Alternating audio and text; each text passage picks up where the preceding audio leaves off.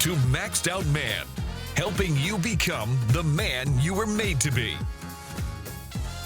Hey guys, it's Kevin Davis from the Maxed Out Man podcast. This is episode number 48, and I am here with Larry Broughton, who is a lot of times I'm in these networks, and I call them the "How did you get in here?"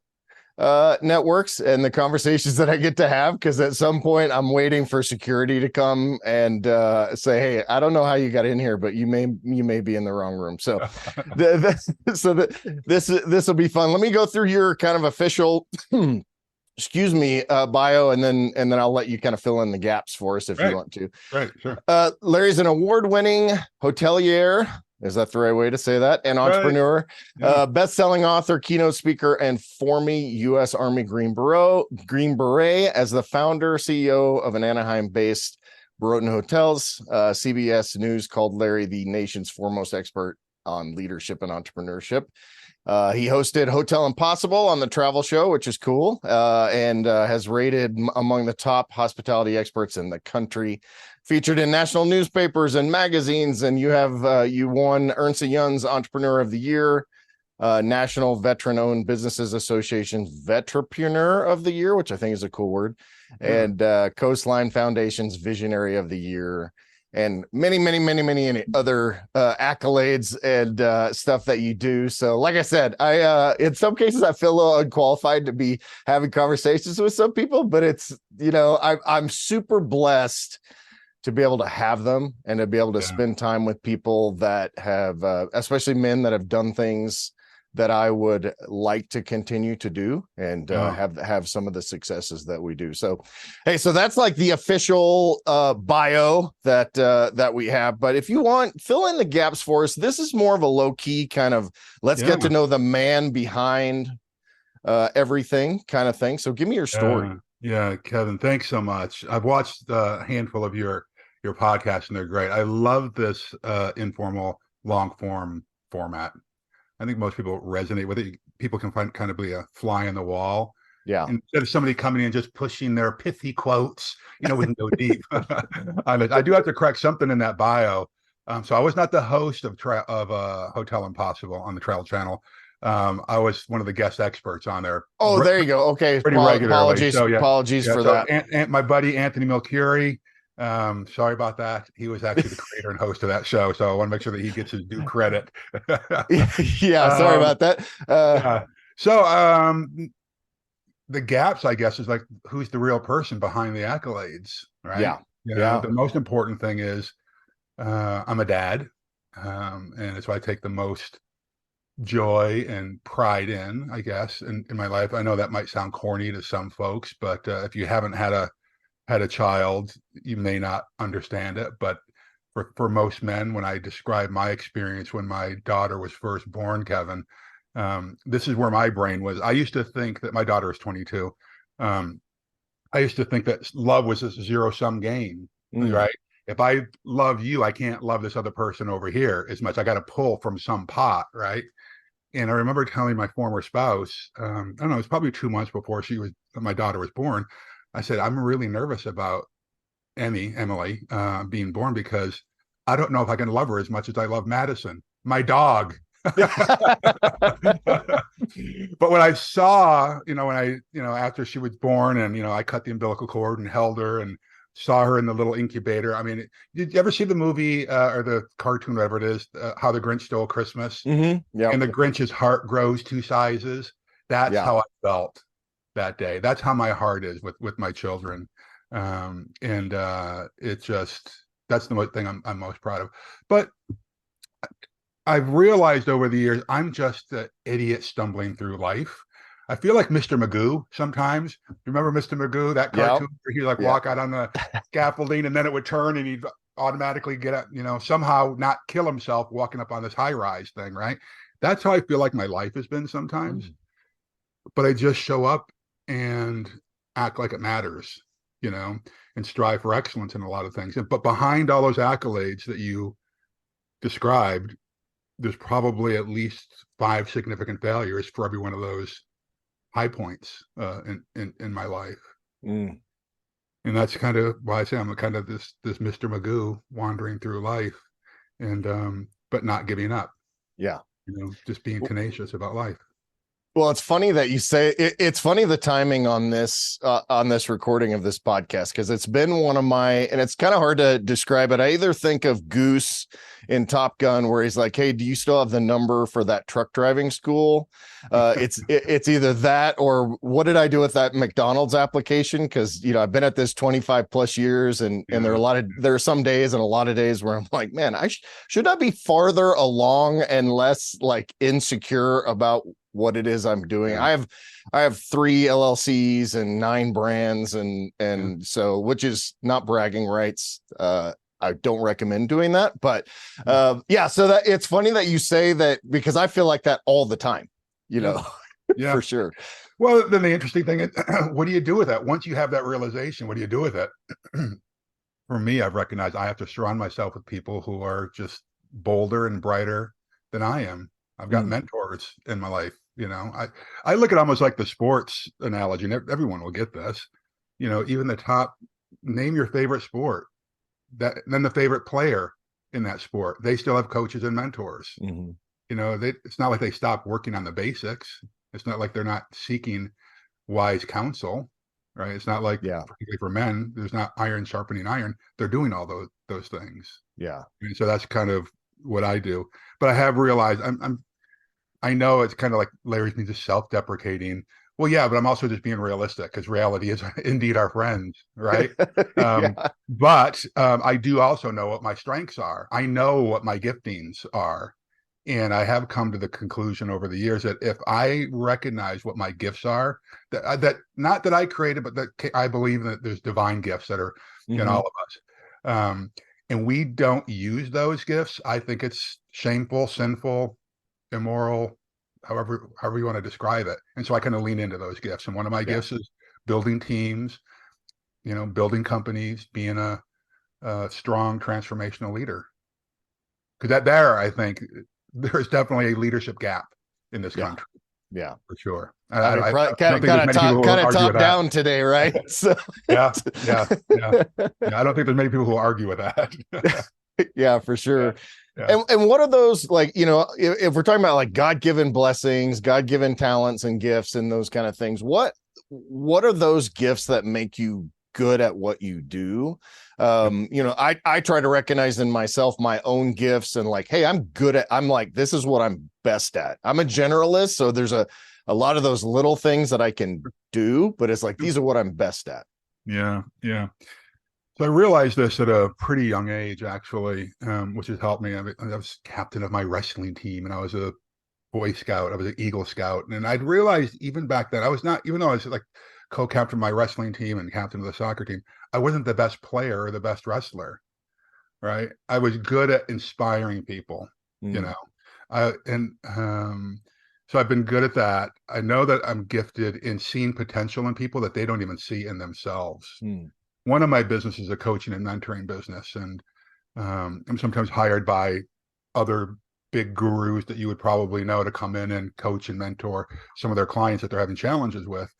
And I'll go through what I call a hot seat session with them. And without exaggeration, 75% of the time, the people start crying through this process, not because I'm busting their chops, but because I'm speaking hope into their life. I'm identifying what they felt was like there might have been a spark in there one day, and they have these breakthroughs, right? So I think that seeing potential in people is one of those things. Identifying strengths in people is really an important element of leadership, and I think I'm really good at that, because I learned this in my special forces days, is that you've got to make sure that people are working inside their strengths if you want to get them closest to their fullest potential, and for them not to burn out. Think about it. Every day you could go into the office, Kevin, and just do things that you're really good at instead of doing the grind. The Gallup organization did a study. They do a pretty regular study. One of them is the State of the American Workforce Survey. But they found that most people only spend about 6%, 8% of their day working inside their strengths. It's no wonder that people are burned out, and that they don't. That's probably less time than they spend going to the bathroom in that same day, right? Yeah. And so people are just doing things that they're not good at, that they don't enjoy. And so I try to encourage leaders, entrepreneurs, business owners to identify what folks' strengths are. And there's plenty of ways to do it. And then get them working the strengths, because productivity then goes up, right? Morale goes up. And guess what? Profitability goes up. And wouldn't that be a great thing? Because most businesses, you've been there probably, have had business failures, right? So I think that's the most important gift that I've got is the leadership and the ability to see potential in people that they don't oftentimes see for themselves. And then, by the way, knowing how to develop that. Yeah, that was going to be my next question. Is like, what does that process look like? And I'm curious, because there's kind of this entrepreneurial side and entrepreneurial journey. I deal with a lot of small business owners in the automotive space, whether it's like a detail shop or painters, fabricators, but they tend to be, one person, or maybe one person and a team member. And so that's a different thing than like I'm leading a team of 200. How do you walk people through that process on like, hey, I've identified this new thing for you that you probably didn't even realize and you're not even using. How does that work? So first of all, there are 2 strengths-based assessments that I tend to use. There are more, but these are the ones that my fallback go to every day of the week. Every mentoring client that I work with uses it. Every supervisor, manager, director, executive in my hotel company goes through it. It's called the Colby A Index. Okay. And the Gallup, or it's now called the Clifton Strengths Finder. It used to be called the Gallup Strength Finders Assessment. The interesting thing about the Colby A Index is that it measures, and this might sound wonkish here for a second, but stay with me for a second. There's 3 parts of the brain, right?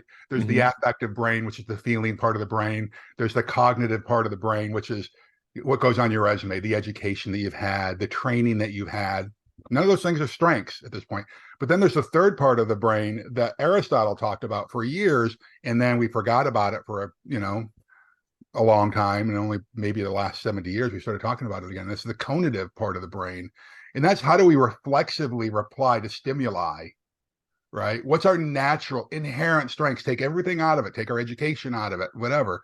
Because the older we get, the more we start just we turn into the get off my lawn kind of guy, right? Because that's who you probably are. My wife accuses me of that often, for sure. And so we do those strengths assessments, right? And then we find out what people are really, what do they enjoy doing? For instance, just to hit this home, I still do this myself. I still do a written to-do list for those people who are listening. I'm holding up my to-do list. But at the bottom of it, I have a reminder on here that says, avoid anything I'm not passionate about or does not use my strengths as, and then I list out my 5 strengths from the Clifton Strength Finders and my strengths from the Colby A Index. So why do I do that?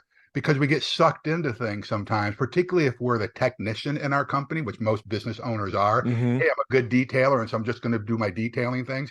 But you might realize, oh my gosh, it might be cheaper for me to hire someone to do the detailing and let me do the strategic planning for the business, right? Yeah.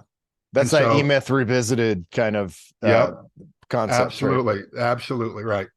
So, but I've got in here as well is that maybe there's something I'm not good at, but I'm just passionate about it. Right. Like for years, I was passionate about going on mission trips to Zimbabwe. Right. It's not like I'm a great evangelist. I'm not. It's not like I'm a theologian. I'm not. But it's not like I even enjoy going to a soup kitchen here in the US. I don't. But there was something about Southern Africa. I've been to probably 12 or 15 countries on the continent that just pulls at my heart. And so I was passionate about that for a long time. Was it capitalizing on my strengths? No. But I was passionate about it. I loved doing it. I got my energy, my batteries were filled up doing that, right?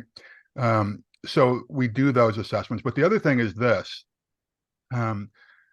We help people chart out this life plan, like how am I going to get from where I am today to where I want to be? And too often people don't even know how to build a team. I've got one of my coaching clients is a CPA from New York, and he was struggling. He was probably, when we first started working together, we've been working with each other probably 4.5, 5 years. He was probably in his mid 50s and had never done over a couple $100,000 in his business as a CPA. Just always couldn't figure it out, didn't know how to lead people, right? And so one of my businesses is we help people place virtual assistants. You have a virtual assistant? We have a company that does that. right? It helps them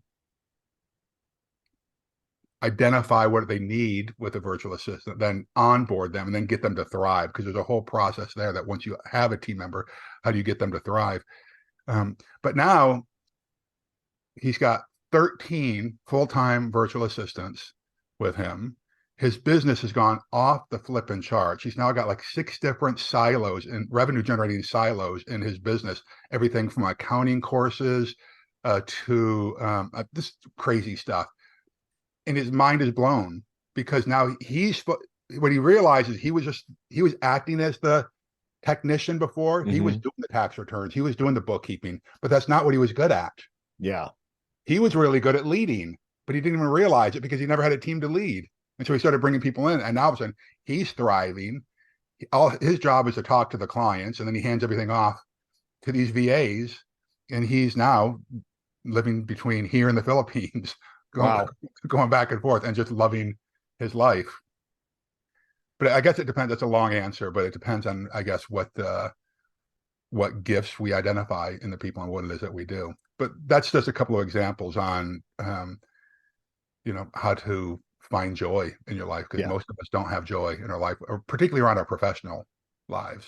Yeah. And, we talk about, one of the things I talk about is with men, oftentimes when you ask them who they are, they do what? They tell you what they do. That's right. Right. Like, so that becomes their identity. And I was listening to a podcast or saw a little short that you did where you were talking about kind of this whole health integration, but also, one of the things we talk about is this whole man concept. And some of the content I'm working on now is marriage, meaning, and man, which kind of has, those 3 points of the triangle. Yeah.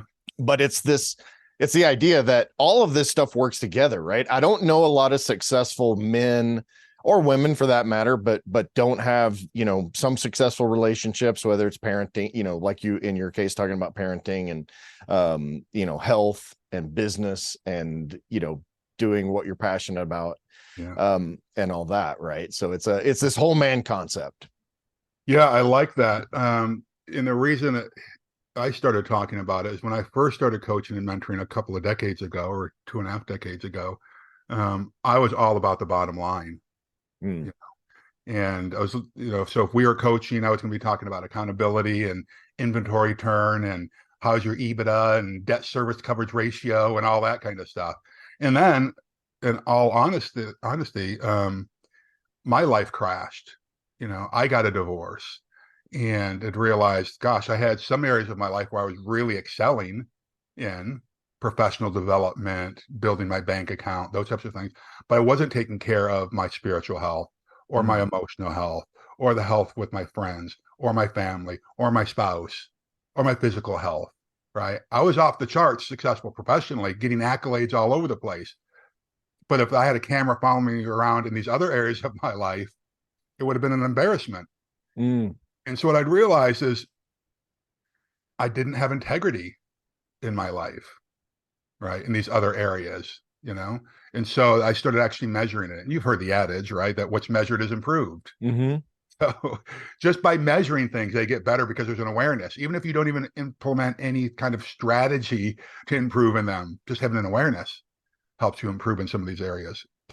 So I developed this thing called the whole health spider graph, and to do that. So I believe, particularly men, part of it is, I think, anthropology, how do you say it? It's anthropology, DNA kind of thing. That is built in us to be a striver, a doer. I'm the hunter. I pull the wildebeest back to the cave. Okay. We don't really talk about, what's going on inside here? Who are you really? What drives you? What are you passionate about? Because we're the providers. And I think, and this may get you some heat, but I think that men and women are different. I think we're built different. Oh, 100%. Yeah. I'll take heat on that all day long. Doesn't mean that one gender is, superior to the other, but I look at it as a yin and yang kind of thing, both equal, both important, but doing different things. Right. And so I think for men, oftentimes there's a lot of weighty pressure on us that we never really talk about, which is why I think male suicide is so high, right? We don't reach out to each other. I'm not suggesting that we all turn into a bunch of whimpering fools and cry all the time, but I do believe that every man has to have at least one other man in their life that they can go to, you know. Every Wednesday night, for instance, for the past several years, me and three of my best friends, we get together, come rain or shine, no matter what's going on. We meet every single week, and it's just us. There's no one else around, and we have dinner together. But after dinner, we, go to another room, and we basically turns into an accountability session, and we get real, and we have this little mantra about that everything we say will be spoken about. This will be discussed in the strictest of confidence. Nothing is going to leave that room, and all four of us say, like, that's the highlight of our weeks, because as leaders, as entrepreneurs, as husbands, whatever it is, there's not a lot of folks that we can turn to sometimes and say, hey, I'm just not feeling like I can, this pressure is really getting to me, or I'm feeling like I'm being tempted, or I feel like I'm about to really compromise my integrity in this area of my life, and it's not something I want to do, or I did compromise my integrity in this area of my life. Now what do I do? How do I recover from this without destroying the entire empire I'm trying to build, whether it's just my family members or my business, right? And I know a lot of men who have these types of relationships, and I don't know any of them would say that it wasn't vitally important to the success of their life, their family, their marriage, their business. I don't know anyone who said it's a waste of time. Don't know one. Yeah. I mean, because we put ourselves in these positions, and I always call it the difference between have tos and get tos. Yeah. I think as men, we have a lot of those have to things, and some of them are self-imposed, but some of them are just being a family leader and a business leader and a company leader. And but it's interesting because I was able to reach out yesterday. Like I said, I was having one of those low entrepreneurial days, and I reached out to a friend of mine. I'm like, do you ever just feel like this is a complete waste of time? Because he's an entrepreneur as well. We're both kind of in the same spot, and he's like, only about every 2 hours of my day do I feel that way. And so then I can say, hey, this is kind of normal that you're not in it alone. You're absolutely right. Yeah. And I think that's so vitally important. And maybe it's, one of your listeners or many of your listeners aren't entrepreneurs, but it's just the daily battles that we have to go through. Like, do you ever feel like you're just not appreciated by your spouse? Do you ever feel like just the boss is, grinding me down and taking advantage of me? Do you ever feel like that? And I will tell you this, I'm embarrassed to admit this, but I've got to.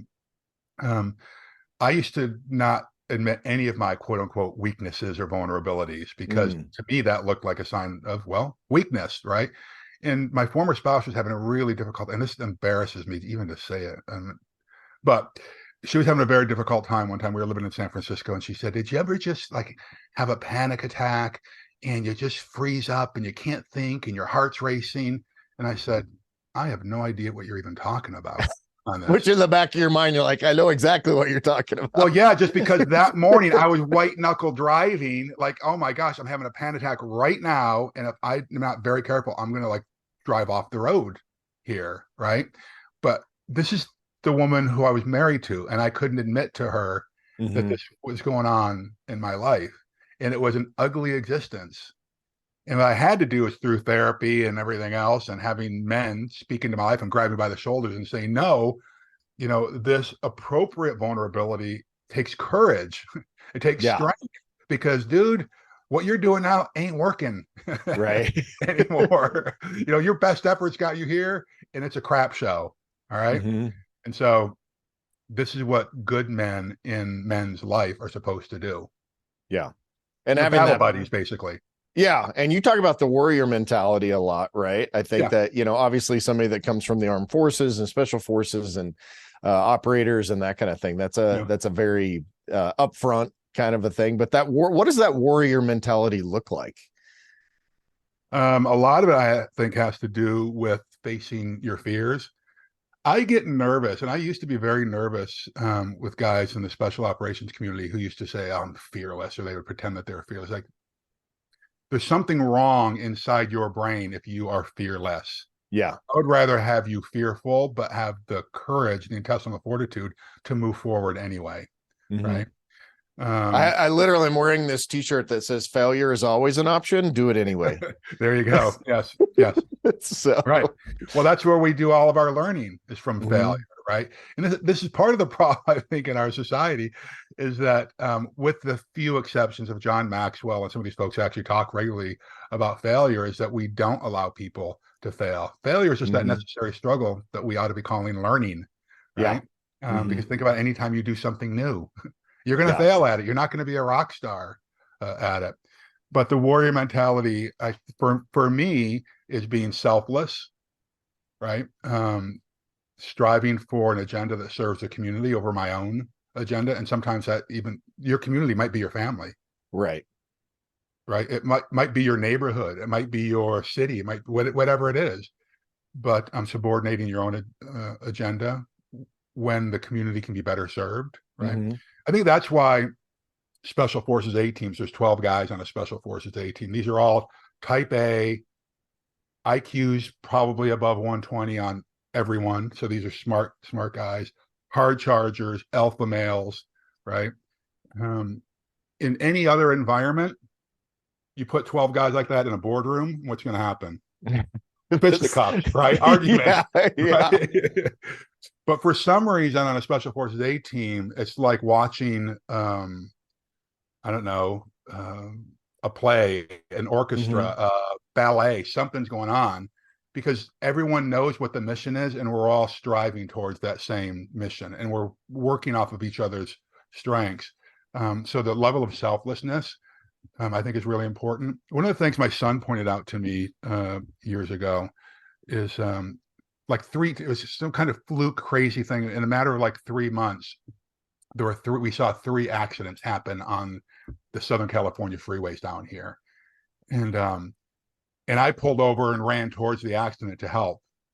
And he made a comment after the third time. He's like, Dad, did you notice like no one else is pulling over and you're the one that's running to the accident, right? Yeah. I think that takes a bit of a warrior spirit. You run towards the gunfire, you run towards the flames instead of running away from them. Yeah. You know? And sadly, my own personal commentary is that I see a lot of people running away from the challenges in life in our country over the last couple of decades anyway, instead of serving our fellow citizens, community members, whatever. And that's just a self-centeredness, right? I mean, I think so. Like, yeah. I think so. And letting fear get the best of them. Right? I mean, we don't even let kids run on playgrounds anymore. Are you kidding me? Yeah. They take monkey bars off of playgrounds now. You don't have those awesome, when I was a kid, they had those, not the merry-go-rounds, whatever it was. You remember I'm talking about? They're literally it's just a circle and you try to get it spinning as fast as humanly possible. Yeah. So some people say, oh, Larry, you're such an idiot. But no, I think that those small little bumps and bruises toughen you up along the way. If you haven't had small little bumps and bruises when you're a child, what's going to happen when you first get bumped and bruised the first time somebody tries to pop you in the mouth when you're a 13-year-old boy? Yeah. Right? You're going to run the other way. And then what happens if that doesn't happen? And all of a sudden you're a 23-year-old and you got to stand up to your boss. Yeah. What are you going to do? It's one of the disagreements I used to have with my former spouse, and she's an amazing woman, by the way. So I am not bagging on her. I promise you. It's just that we realized we were both broken when we got together, and we didn't have the timing didn't work with us. When she wanted to work on it, I didn't. When I wanted to work on it, she didn't. Kind of thing. But we just didn't agree on some of the things. As I was like, my son needs to be in at least 2 fights while he's in school. One where he gets beat up. Right? So he knows what that's like, and one where he actually wins, so that he learns how to win a fight with humility, right? And she was like totally against that. And I know, I'm sorry, you're going to take some heat, Kevin, on this, and I will too. I know I've taken heat on this before, but I think that there are important lessons boys learn from getting in little playground scuffles. 100%, right? Yeah. And we've taken all of that away. What happens? People get, what do they call it? Expelled from school when somebody pushes somebody. Now I get that I've seen some of these videos that happen in some of these inner city schools where the students, because there are no repercussions, they beat teachers up and those types of things. That is. Hey guys, thanks for listening to this episode. I hope you're enjoying it and learning a lot. If you're looking for extra help, don't forget that I do offer one-on-one coaching. We can talk through a ton of different issues. I can give you guides, guidelines, and logistical help to help you take that next step or go to that next level in some of the things that you're dealing with in your life. We also have some course content, some guides, and a lot of educational materials over at maxedoutman.com. For the coaching, go ahead and go to maxedoutman.com/coaching, and you can learn about that. And then just go to maxedoutman.com for everything else. Thanks for joining us. Now back to the episode. Those people need to go to jail. But I'm talking about a 9-year-old against a 9-year-old. You know, I'm not talking about a 17-year-old, 200-pound kid who punches an old woman. I'm not talking about that kind of stuff, people. Right. But I just think that, the Stoics talked about this, how struggle is where meaning comes from. Right. This is where we learn. Right. And so I just think that we've kind of bubble wrapped our entire society. And so it's no wonder that we have a lot of confused people out there right now. And we're lacking this warrior mentality. I can tell you, my father was a Marine in World War II. He was on Iwo Jima. I don't think there's anyone who would question that what we call the greatest generation did not have a warrior spirit about them, right? I mean, after World War II, they came back and rebuilt America, right? Yeah. But what we forget oftentimes is that I believe, now this is totally anecdotal based on World War II vets that I've spoken to, they didn't become men by going to war. They were men before they went to war. These are guys and girls, but guys mostly, who served in World War II, who grew up during the Depression. There was struggle every day for most of the country. They had a hard life. They knew how to grind it out, right? And then they went off to war.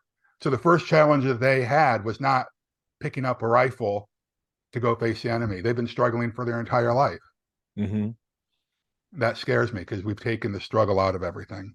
Right now. I mean, they were they're getting their parents to sign off. There's freaking 16-year-old. Yes. There was, I cannot remember, Louis.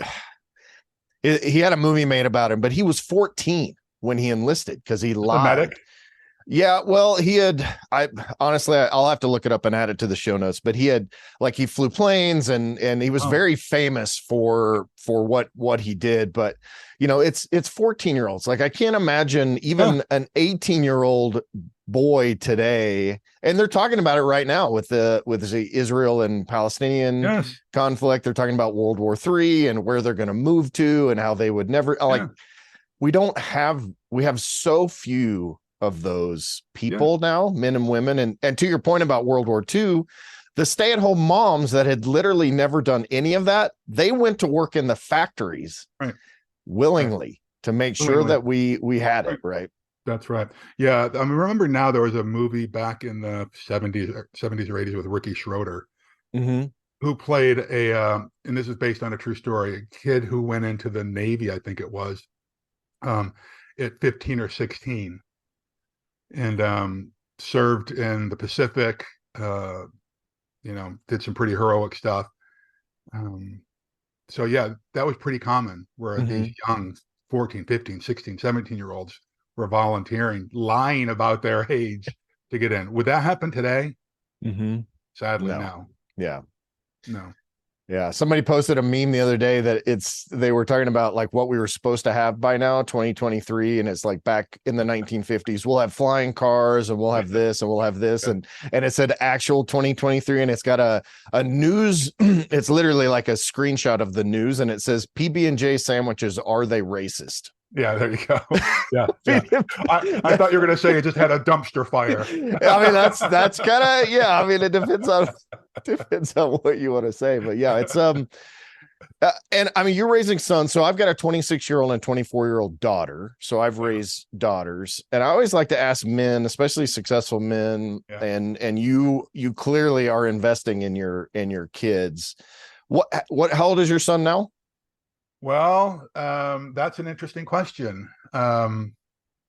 My son would be 19 right now, almost 2 years ago. It'll be 2 years in January. He was killed in a car accident. Oh, I'm very sorry. Yeah, so he was 17 years old.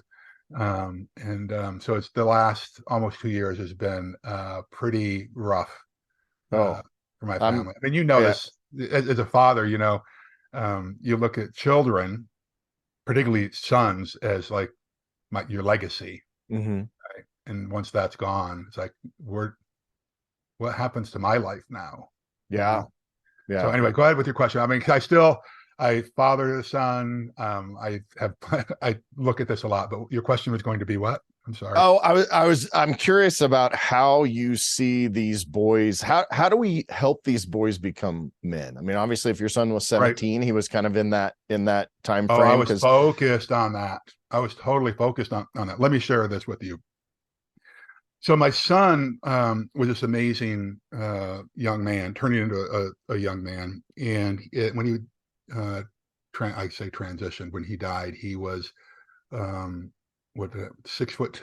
Okay, so he was skinny, but he was tall. He was going to end up being like his dad. Like I'm 6'5", right? Okay, 240 basically. So he was heading in that direction, right? But for years, I'd realized my job was to prepare my son, not necessarily protect him. Obviously, if there was a gang that was going to beat him up, yes, I was going to step in. But my job was to prepare him for life. And so we struggled. I made sure that he had some struggle in his life. I'm going to look on my phone because there's a photo on here of something that he wrote to me a bunch of years ago that I'm about to post on social media. But what I'd realized I needed to do for him is to prepare him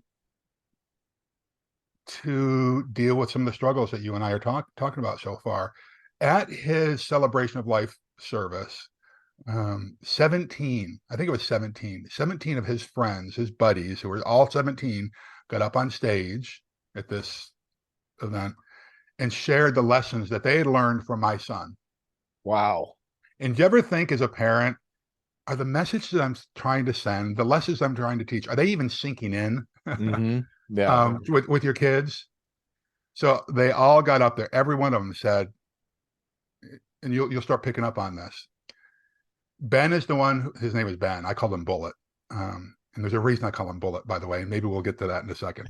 But Ben is the one who taught me how to shake hands and to look somebody straight in the eye. Wow. Right? Yeah. To stand up when I shake hands. Ben is the kid who was the first one to approach me to invite me into their friend group. Right. Ben was the one that I could call when I had no one else to talk to.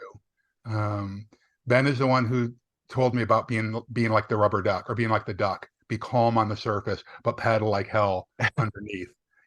These are all lessons I was trying to teach my son. And here it is. He's taking what I'm sharing with him that I thought was like going over his head, or he was glassy-eyed, and he's teaching his friends these kinds of lessons. Right. And so we had a whole list of little anecdotes like that, like, never take the stairs into the pool. I love that. Men don't take the stairs into the pool. Right. Yeah. So there are goofy things like that, but important things like, too, let your word be your bond. And I don't think a lot of men get intentional with teaching their men anymore. I mean, quite not. We see the statistics. Most homes in America now don't even have a father in them. Is there any? Of course, we're going to have problems. And right? the data is 100% expository about that. Like if you look at when divorce became more popular, when fathers actually started vacating the home, then all of these, everything we see as a societal problem from like a home and community and all that, it's all stems back to this, what is really the loss of the nuclear family. Yes. And even if there is a 2-parent home, it can be a father that's not fully engaged. That can be a big one. Hey, I love my father. He passed away a bunch of years ago. But I wouldn't say that he was fully engaged with his kids. He wasn't. He was fully engaged with making sure. I mean, we were in survival mode, right? Because he earned a grub stake living, and he was engaged with making sure that we had a roof over our head, that the bills were paid, that kind of thing. But he was not engaged in like teaching me how to be a man. What I learned though is I learned by watching him, right? And again, I just want to say, hey, my former spouse was a great mom and a great person. And I'm so thankful, and I would encourage anyone who does go through a divorce or is going through a divorce is to like commit 100% to your former spouse, that the kids have to come first and that you're going to both invest in them. I sacrificed a lot. Not that this is the way everyone should do it, but I promised my kids when we went, let's see here. So I got divorced 12 years ago. So my daughter must have been 10, I guess. So my son must have been 7, rough ages. Maybe he was a little bit younger than that. Oh, actually, it was a year younger. So let's say 9 and 6 or something like that. That was the hardest. And I've done some hard things in my life, but the hardest thing I ever did was to tell my kids that we're getting a divorce. See the alligator tears come out of their eyes about this was a real difficult thing. And so I promised them I'm always going to be within a bike ride of where mom lives, right? Wow. Because I heard so many stories about parents moving out of the county or out of the state or not seeing each other or giving up on it. And they're doing the FU to the parent, but I mean, to their former spouse, but it's damaging the kids, right? And so I'm really grateful that their mom and I both just committed to making sure that they had as much stability as possible. And thank goodness she did married a great guy, and he was a great role model as well. So so I'd mentioned that was the most difficult thing, I should say, with the exception of when my son losing your son, right? Yeah, died. That was very difficult because that was in a car accident, and I happened to have been the one who found him. Oh man, yeah, which is a story in and of itself. But anyway, and I mean it's interesting because I'm a Christian, and so my view on death and all of that is a little is different because I don't see it as final. And however, being the one that's left behind when we lose those people is so unbelievably difficult. But I commend you because you mentioned the word legacy, right? Like you only had him for 17 years. Yeah. But if you just take those 17 friends that stood up at his funeral, that's the legacy in and of itself, right? That's like beautiful. I'm trying not to get choked up right now having this conversation because it's like that kind of legacy impacts literally thousands of people and maybe millions, right? That was not lost on me sitting there that day. I'd done the eulogy and the welcoming of people, and on behalf of our family, I was talking about the impact that I thought he had. And then to see these young guys get up here in the special forces community, we would have called them force multipliers. Right. And so, yes, absolutely. And I've recognized that I know my son better today than I did before because I've heard all these stories. Yeah. Now, and I've written them down. And so that's been really super powerful. The legacy part of it. And when it comes to the grief and grieving element, I too am a Christian. And this is why I use the word transition. Now, I use languaging that a lot of people don't use. I don't call my former spouse my ex. To me, ex means negative, right. Crossing it out. I just don't want that negative energy in my life. I know that might sound California woo-woo for some people, but also I didn't lose my son. I know where my son is. Yeah, I love that. Around me every day. So I just say he transitioned. There are some Native American tribes who say he's gone on to the next camp.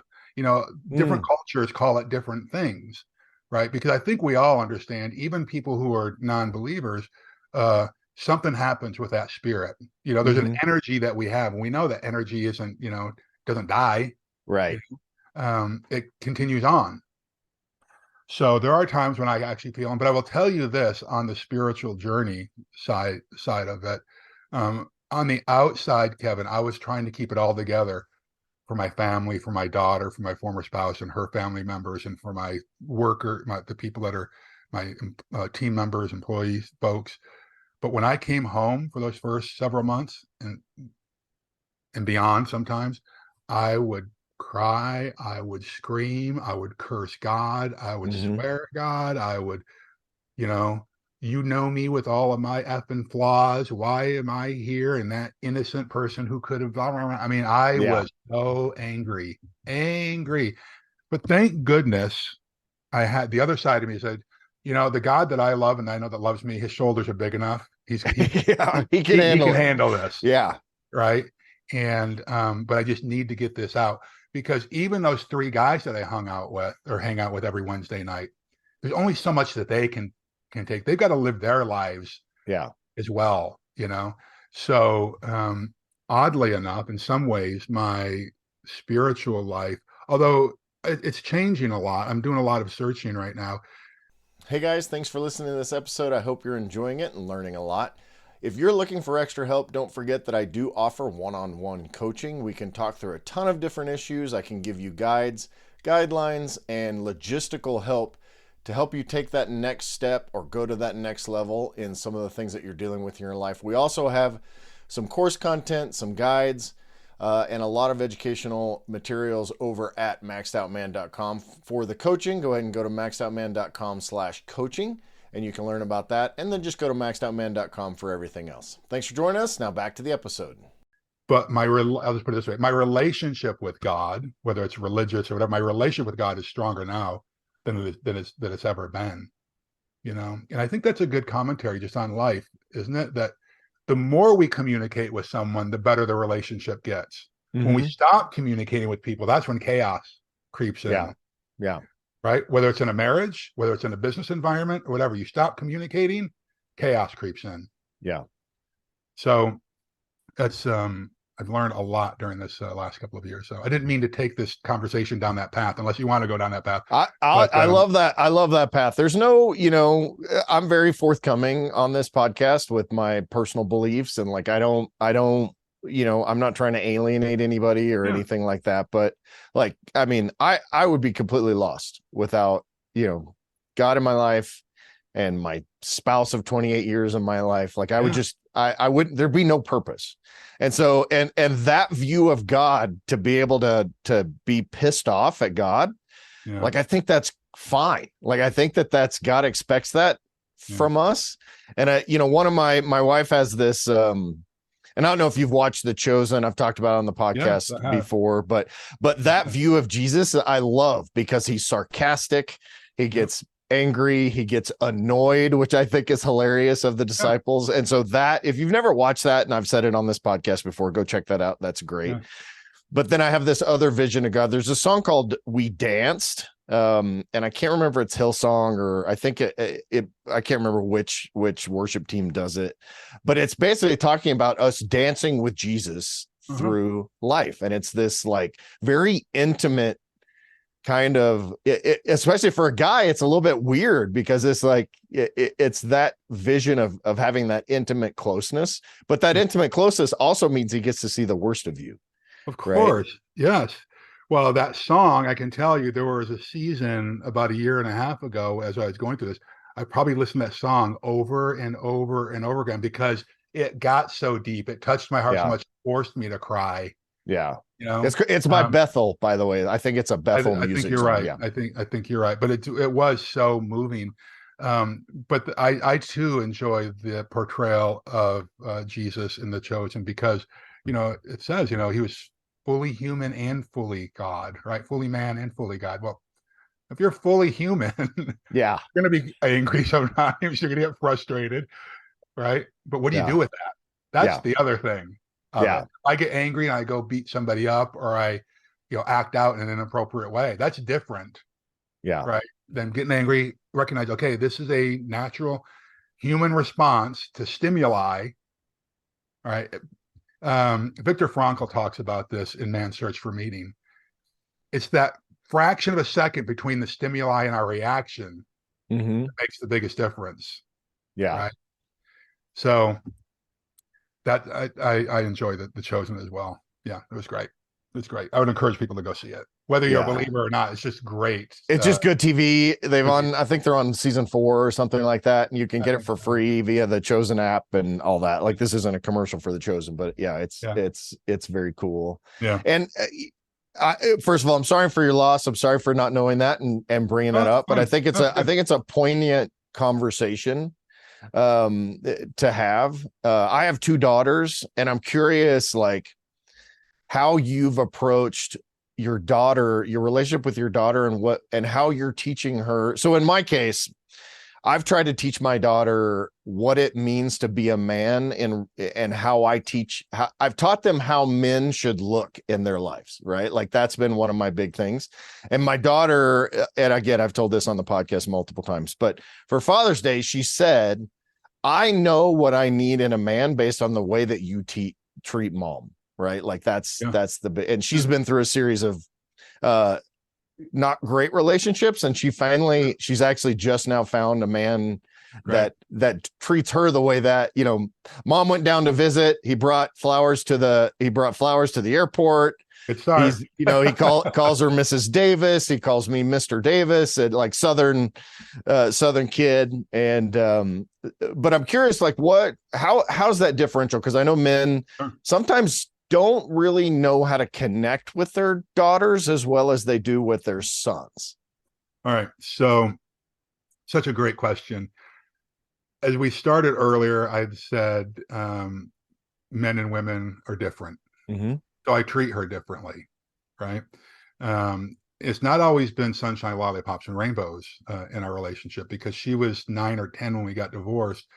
And so she could see, I'm just going to get transparent if you don't mind. Oh, yeah, absolutely. And again, I'm just sharing stuff that's difficult. And when I say I'm embarrassed about stuff that I've done, I'm not who I used to be. Yeah. Okay. Thank goodness I'm not who I used to be. But I remember, and I say this with some shame, but I also can detach from it. I remember when my daughter was about 6, and I had some anger issues early on, not early on, but through much of my childhood and then into my adult life. They're not there now, thank goodness. But I remember her being about 6, and I don't know what the heck she did. I had a bad day at work or whatever, and something happened. I was standing in, we had this kind of open floor plan. And so in this living room area, and I was standing over her, yelling at her, like yelling at her. And she looking up at me, and just tears are rolling down her face. And I had this out of body experience where my former spouse, her mom, was standing in the kitchen. I was standing next to her watching this happen, right? Maybe she was 8. And again, I'm a big guy. She was a little blonde girl, blue eyes, looking up at me. And I looked over and I could see this happening. And I said to myself, what have you become? Mm-hmm. You are an effing monster right now. And that was the beginning of the change. Oh, okay. For me. But 8 years old is old enough to remember. And she still remembers that today. And it breaks my heart when I think about it. And she and I have talked about it. And so when she turned about 13, she didn't want to spend any time with me any longer. We had 50-50 custody. She didn't want to come to my house. She didn't want me calling her. She didn't want me texting her. She didn't want anything to do with me. And I was like, to her mom, we have a marriage separation agreement that says she's with me 50% of the time. And she said, well, if you want to have a relationship with her, you got to give her space. I said, well, can I have a relationship with her if I'm not spending time with her? And she talked me down, thank goodness.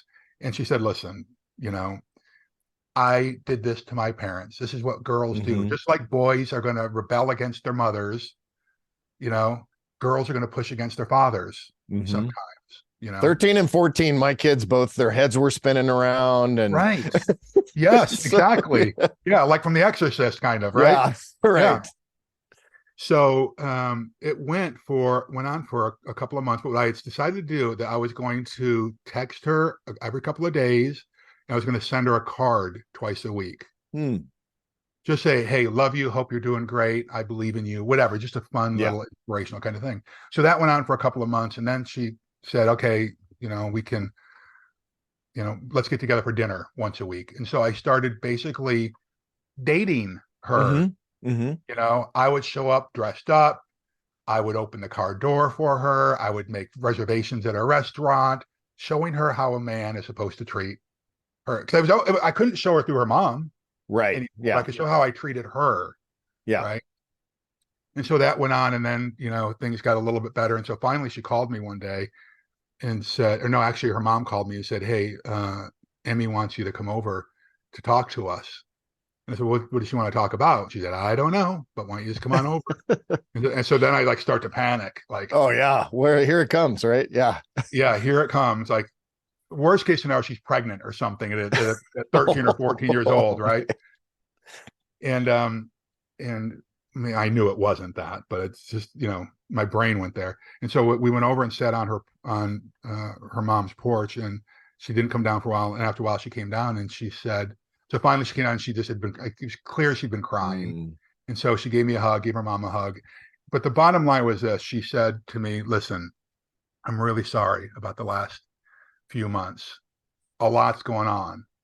We've moved. I've started my period. I started a new high school. Mom's getting married, you know, new family. All this stuff is going on. I feel like my life's in chaos, or life is in chaos.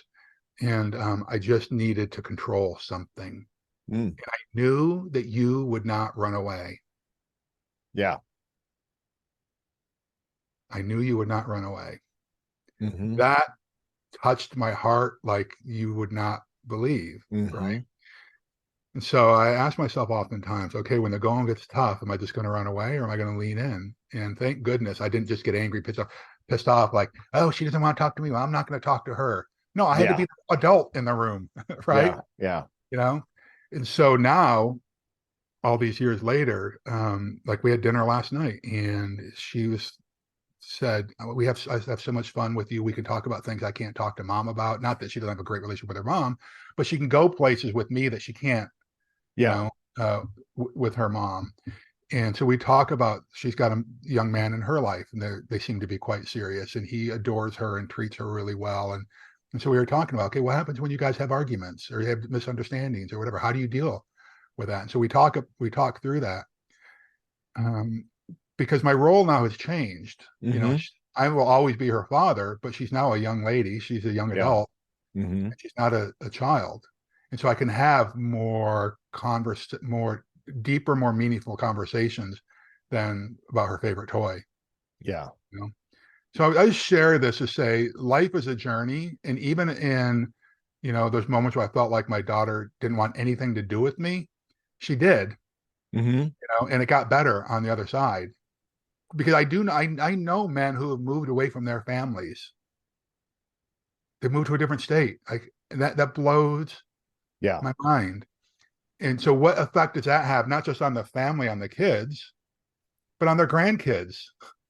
Yeah. This legacy, like I said, you literally changed the course of the trajectory of your entire family. That's absolutely correct. And we forget that sometimes. We think it's about us, and it's not about us.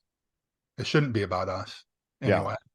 And so, and this is multi-generational impact that we're talking about here. So that's what my daughter. What a great foresight on her part to be able to then come back a couple months later and say, hey, here's what's going on, right? Like my daughter has said multiple times that having that security to know that we're, you know, and in this context, she's like, because you and mom I know you guys are always going to be there and always going to be together. I mean, we've been together 30 years now, 28 years married. Right. And so, but to know that with me, I mean, we went through a situation with my oldest where she came out, she's actually married to a woman, and which is a, you know, conservative Christian family is something we had to deal with it. Right. And I've talked about it on the podcast before, but I remember distinctly when this happened, and when she told us she was getting married, she said, I wasn't afraid to tell you this because you're going to love me anyway. Right. Like, I don't like that, having that, like being able to be in your kids' lives to a point where they have no doubt that whatever they tell you, whatever they're going through, will not impact whether or not you stay. Yeah. You know, it's such a huge thing. Of course it is, because now you always got that relationship. Mm-hmm. What's the alternative? And we know the alternative because we see a lot of people who do it, where you could have disowned Yeah. her. And what message is that sending to Yeah. you about love and about Yeah. grace and about Yeah. forgiveness?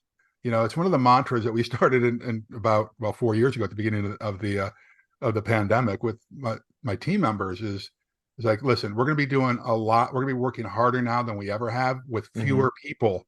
Yeah. Right? And so some of us are going to be making mistakes, and we're all on pins and needles right now. And so we need to offer grace, patience, and forgiveness freely and often. Mm-hmm. And every one of those words has meaning. I took a long time to put those together: grace, patience, and forgiveness. Because we can offer all those kind of things, but we don't sometimes offer them freely. There are conditions on them, right? And we hold things over people's heads, but freely and often. And I've gotten to the point now, I use that in all areas of my life, with my friends, with my family members as well. It's not my job to be judging, I guess, ultimately judging. Obviously we need to judge people every day. Otherwise bad things will happen, I suppose. But I guess on the grand scheme of things, I would rather your daughter be in a loving relationship, that's committed, than the other ugly options that could be out there. And we love Lauren, who's her wife. She's actually a drone pilot in the Army, which is pretty cool. Awesome. but we just we love her. And it's interesting because her mother actually passed away about a year before we met her. Yeah. And my wife has now become the mom that she needed. So it's this whole, awesome is that? Whether you believe that God ordains certain things in your life or not, I do. And I think it was really poignant in how all that came together. Was it? And, with any kids, no matter what decision that they're making, and obviously we want to guide them towards good decision making, like we're talking about, but that's their decision to make, first of all. And there's always an alternative. And if you're there and supporting them in the best way you can, and I should say, they're never going to take the path that you want them or expected them to take, at the end of the day. They're almost that very rarely happens. Yeah, but the lessons that we teach, what I don't want to do is let men off the hook to say, well, since they're never going to take that path, why invest the time and energy? Oh, right. Yeah, 100%. I question that with my son, right? Like all these little lessons that we've been teaching. We'd sit on the edge of his bed every night and had a picture of a lion in his room that a friend gave me. And we'd talk about, you got to be like the lion. What does that mean? Well, there's times when lions don't hunt alone. They sleep when they need to sleep, right? I mean, we had lots of these little lessons that we were constantly talking about. But he went on and taught them to his friends, and they did actually sink in. Yeah. Right. Now, did he want to ultimately choose the career path that I would have wanted, or marry the woman I would have wanted? You're right. Those things we don't have a lot of control over. Right. But I would much rather, again, this is not to sound political, but I would rather the lessons that I'm trying to teach my child sink in than the lessons of the state and government are trying to teach our children. Or, media or social media or whatever. Anything other than what my values are. Yes. Yeah. Because we have a responsibility to teach our children our belief system, and hopefully our belief system is a good one, quote unquote, right? Like that's the ones that serves the community and our family and is one of integrity. And that's really what you're talking about is the integrity piece. Yeah, because I had children a little bit later in life. Like I've got a twin brother, and his grandkids are older than my kids. Okay, wow, that just tells you. He started early, I started late in life, and so I was intentional about teaching my children the lessons that came from both success and from failures. Right, and I've been blessed. I've traveled quite a bit, not as much as many people, of course, but I just visited my 45th country. Wow. Right. And I love studying cultures and see how people are raised and how people interact. And with all of our flaws in this country, I still believe that we are the best country in the world. I still believe that we've made the greatest positive impact on the world. And those are the lessons that I want to be teaching. And if I learn things on my travels that I think this would be a good lesson, I've tried to teach that to my children as well. I just try to remain open-minded on some things. There are some things I believe are inherently evil, and I know that's going to drive some people nuts, but I do think that there truly is both good and evil energy and stuff in the world. Yeah. And I wanted my kids to be aware of that. I did not want them to go into the world thinking that, like, we live in Orange County, California. Yeah. Okay? So there's upper middle class white area, right? Like that's. I did not want them to think that it's all Disneyland, the entire world. It's there's a lot of ugliness. Yeah. As well. But also there is amazing beauty in the struggle and the suffering. As I mentioned, I've been to the Middle East and Zimbabwe, which at one point was one of the poorest countries in the world, and there's still amazing joy in these people's lives, in spite of the squalor and the lack and the want for food and the want for stability from their government. There's still amazing joy and love, and so there's great lessons all around it. So we just open our eyes to look for them.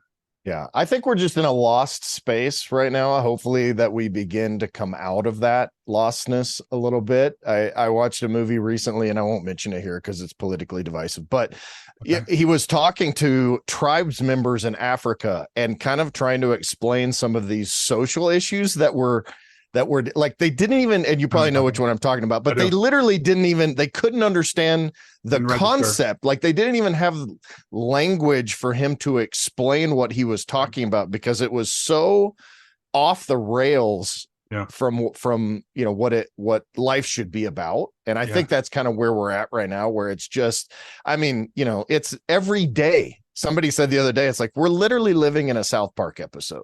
It's gotten so crazy that you almost can't believe what you're seeing. And I'm 50, about to be 51. And so I come from that Gen X, right? Like somebody posted the other day talking about how we're the toughest generation. We drank out of hoses and we built stupid ramps for our BMX bikes with no helmets. We jumped off the roof. Like, don't mess with us because we will take you out. Right. So, and I think that again, back to your point, kind of to bring it full circle, it's those struggles that we're in a society now where the struggles are completely made up. Like, they're not even real. There's no real struggle for people. You're just making crap up because you don't have anything else to talk about at this point. Was the funny thing in my travels. Those countries that really have struggle, like you mentioned, this African country where there really is struggle, this stuff isn't even on their radar. No, that's how good we have it here, is that we have made up struggles, right?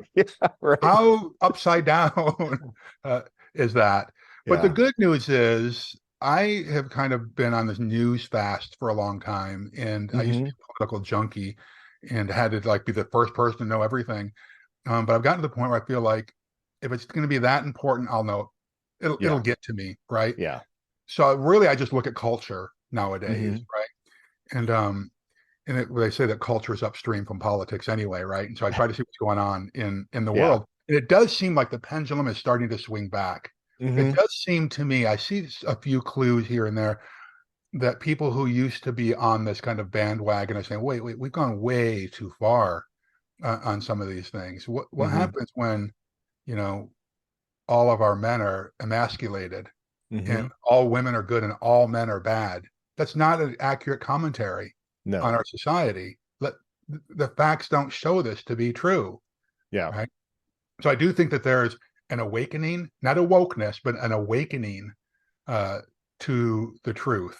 Yeah. Into reality. And as I said earlier, reality is our friend. If we can just focus on that instead of trying to believe these stupid, mantras and quotes that we're hearing from some of these woke people, I think we're going to be a lot better off. This reality is our friend.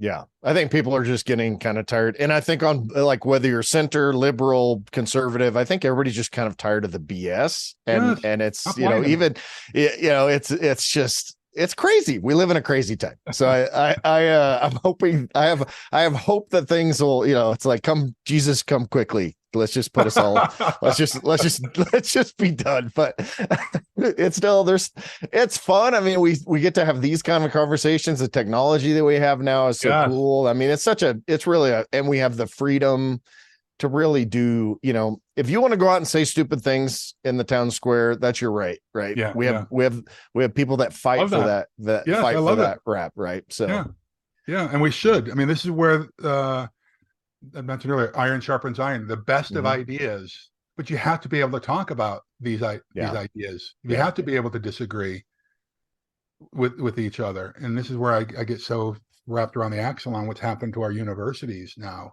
It used to be that's where all the discourse would happen. This is where the best ideas would come from, and now they're being shut down. Well, there are ideas. They're just very specific ideas that they require that you subscribe to, right? Like if you don't know about the university system and what's going on right now with that, do some research on it, because you talk about crazy. It's very, very crazy out there. So, for sure. Absolutely right. You're right.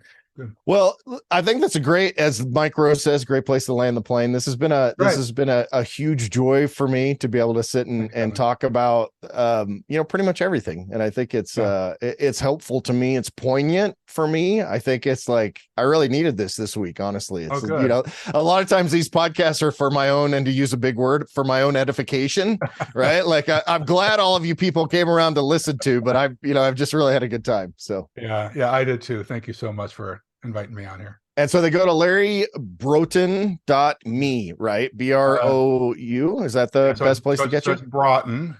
Broughton. Okay. Broughton, Larry Broughton. Yeah. So you can go to, by the way, I just now got the LarryBroughton.com after trying to get it for 25 years. So wow. You can go to LarryBroughton.com or thelarrybroughton.com or LarryBroughton.me, or just Google it. There aren't a lot of me out there. Just Google Larry Broughton, and all the social media platforms is just at Larry Broughton. That's awesome. BROUGHTON. And I'll put that in the show notes for sure. Hey, man, thank you so much. I appreciate you taking the time. Thanks, buddy. All right. If you're looking to really maximize your life and become the man you were made to be, head over to maxedoutman.com and get your journey started today.